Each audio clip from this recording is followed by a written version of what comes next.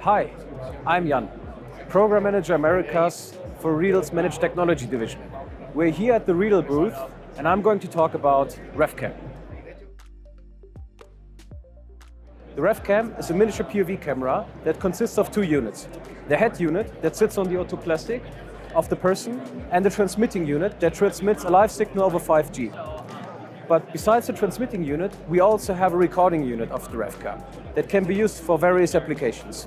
For live sports, the transmitting unit is usually used and submits a stabilized signal within milliseconds. The recording unit, for instance, can be used for training purposes. So whenever a live signal is not needed, or you just want to record an action, you can use the recording version of the RefCam. It's a little bit lighter, but both units work for over plus 2 hours of runtime.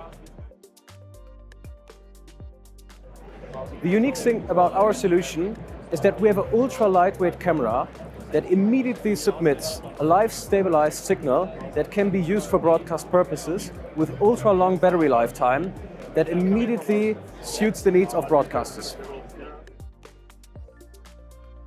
So besides using the RefCam in various soccer applications, there are multiple requests that we currently have from different sport applications and different sport leagues.